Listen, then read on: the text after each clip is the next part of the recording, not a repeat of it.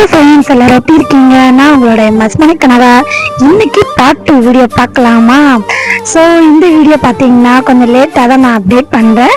So ஏன்னா ஊருக்கு போனதுக்கப்புறம் எனக்கு நெட்வொர்க் இஷ்யூனால என்னால் வீடியோஸ் எதுவுமே அப்லோட் பண்ண முடியல. ஷார்ட்ஸ் மட்டும்தான் நான் அப்டேட் பண்ணிகிட்டு இருந்தேன்.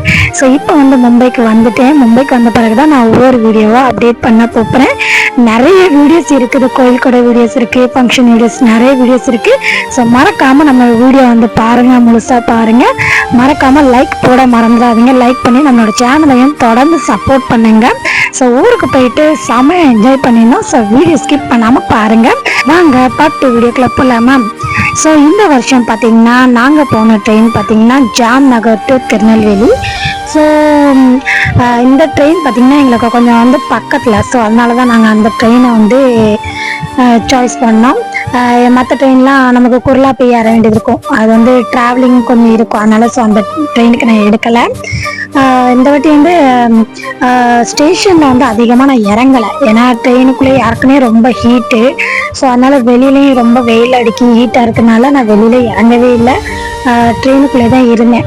நாகர்கோவில் ஸ்டேஷன் வந்ததுக்கு அப்புறம் தான் நான் ஸ்டேஷனுக்கு வெளியில் இறங்கினேன். இறங்கிட்டு கொஞ்ச நேரம் வீடியோஸ் ஃபோட்டோஸ்லாம் எடுத்தேன். அதுக்குள்ளே ட்ரெயின் கிளம்பிட்டு ஸோ அப்படியே நாங்களும் ஏறிட்டு அப்படியே நம்மளோட திருநெல்வேலி ஜங்ஷன் வரப்போகுதுனாக்கே நம்மளுக்கு ஜாலியாகிட்டு, சரி திருநெல்வேலி வரப்போகுது அப்படின்னு சொல்லிட்டு அது ஒரு எக்ஸைட்மெண்ட்டாகவே ஆகிட்டு. ஸோ நான் எப்படியும் நம்ம சொந்த ஊருக்கு போகிறோம் அப்படின்னாலே எல்லாத்துக்குமே சந்தோஷமாக இருக்கும். உங்களில் யாருக்கெல்லாம் சொந்த ஊருக்கு போகிறதுக்கு பிடிக்கும் அப்படிங்கிறத மறக்காமல் கமெண்ட் பாக்ஸில் கமெண்ட் பண்ணுங்கள். நானும் தெரிஞ்சுக்கிறேன் எத்தனை பேருக்கு அப்படி ஆசை இருக்குங்கிறத. திருநெல்வேலியில் ஃபேமஸ் பார்த்தீங்கன்னா அல்வா தாங்க. இன்னொன்று பார்த்தீங்கன்னா அருவா தாங்க. ஸோ அதெல்லாம் ஃபேமஸ் தான். சொந்த ஊருக்கு போனாலே அங்கே உள்ள சொந்த பந்தங்களை பார்க்க முடியும். அங்கே உள்ள நேச்சுரல் இயற்கையை மெயினாக ரசிக்க முடியும். ஸோ அதுதான். ஸோ நான் எங்களை பிக்கப் பண்ணுறதுக்கு எங்கள் அண்ணா வந்திருந்தாங்க, பெரிய அண்ணா வந்திருந்தாங்க. பெரிய அண்ணா அப்புறம் அவங்களோட குழந்தைங்க 2 பேர் வந்திருந்தாங்க. அவங்க குழந்தைங்களுக்கு நானால ரொம்ப ரொம்ப ரொம்ப ரொம்ப விருப்பம். அவங்களுக்கு என் மேலே அவ்வளோ அனுபவிச்சிருப்பாங்க. அவங்க சுபா அண்ட் கீர்த்தி.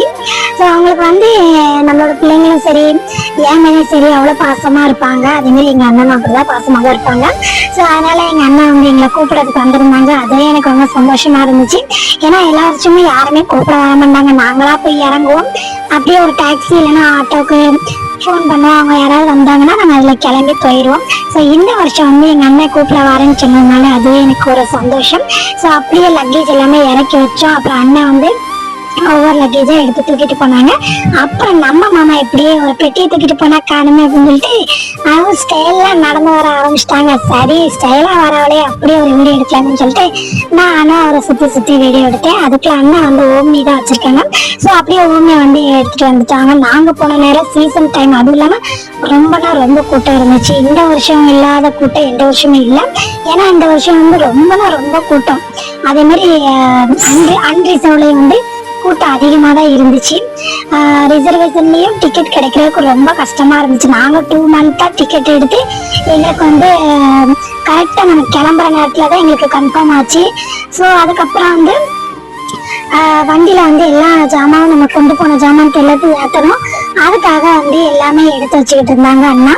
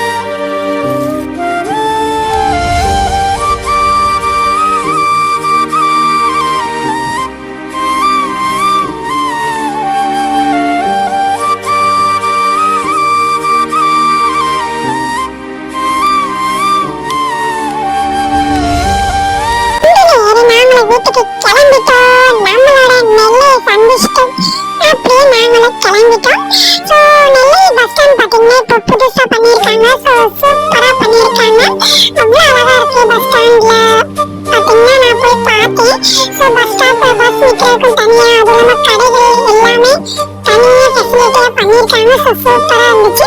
ஸோ அதுக்கப்புறம் நாங்க அது எல்லாமே பார்த்துட்டு வேடிக்கை பார்த்துட்டு வண்டிக்குள்ள வந்து அப்படியே ஃபன் பண்ணிக்கிட்டே போய்கிட்டு இருந்தோம். பாப்பா அப்படியே பாட்டு படிச்சுக்கிட்டு ஏதோ ஸ்டோரி சொல்லிக்கிட்டு அப்பாடு பண்ணிக்கிட்டு இருந்தோம்.